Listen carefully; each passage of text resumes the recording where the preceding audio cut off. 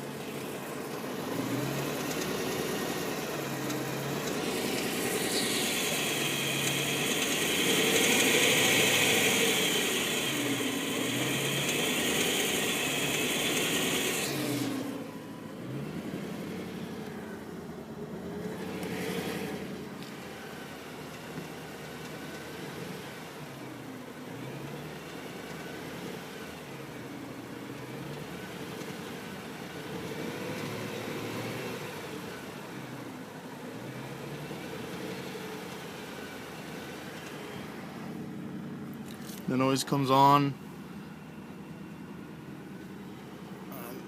more or less at these RPMs.